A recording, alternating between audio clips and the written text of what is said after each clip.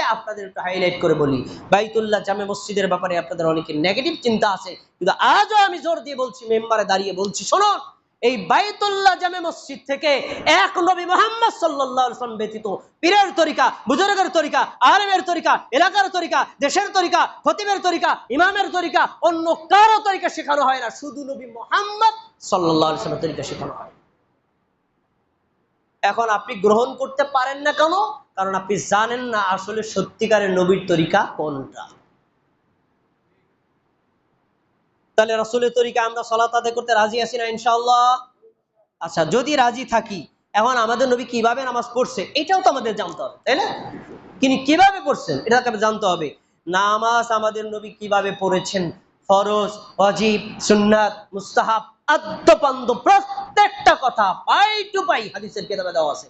কোন আলেমের কাছে দাঁড় করা লাগবে না, সবই আল্লাহ নবী সাল্লাল্লাহু আলাইহি ওয়াসাল্লাম করেছেন, করে দেখিয়েছেন, সাহাবীরা দেখেছেন, তারা করেছেন, তারা আবার পরবর্তী প্রজন্মদেরকে শিক্ষা দিয়েছেন।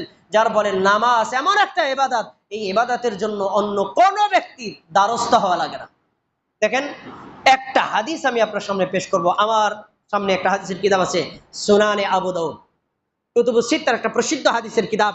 যতগুলো দেওয়ারে হাদিস আছে প্রত্যেকটা মাদ্রাসায় কিতাবটা আছে, পড়ানো হয়। যতগুলো কামিল মাদ্রাসা আছে প্রত্যেকটা মাদ্রাসায় এই কিতাবটা পড়ানো হয়। আমি এখান থেকে 730 নম্বর হাদিসটা একটু পড়ছি, আর পুরো হাদিসটা পড়তে গেলে সময় খুব হয়ে যাবে বেশি, আমি এক নজরে বলে যাব, আপনারা মনে রাখবেন। দেখেন, একটা হাদিস আমি আপনাকে বলি, পরবর্তী সুযোগ হলে হাদিসটা পড়ে দেখবেন।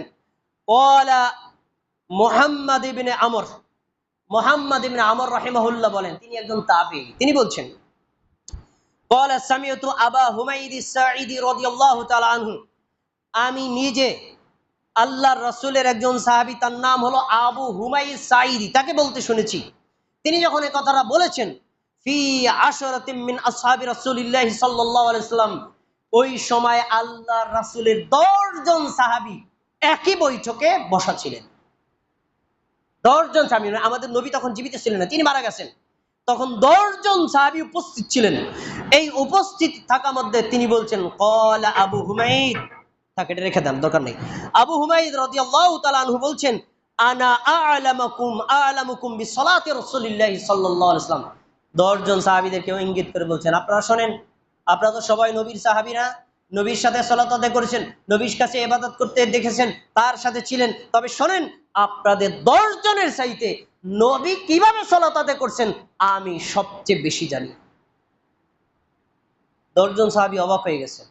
তারা মন্তব্য করছেন, ক্বালু ফালিমা ফাওয়াল্লাহি মা কুনতা বিআকসারিনা লাহু তাবান ওয়ালা আকদামুনা লাহু সুবহাবাতান। ক্বালা বালা, সাহাবীরা বললেন, আপনি আমাদের চাইতে নবীর নামাজ বেশি জানেন। কই, আপনি তো আমাদের আগে ইসলাম গ্রহণ করেন নাই, আপনি তো নবীর কাছে আমাদের সাথে বেশি থাকেন নাই, কেমনে জানেন? তো সাহাবী দাবি করছেন, যেহেতু প্রমাণ দেন, বলেন যে নবী কেমনে নামাজ পড়ছে বলেন তো।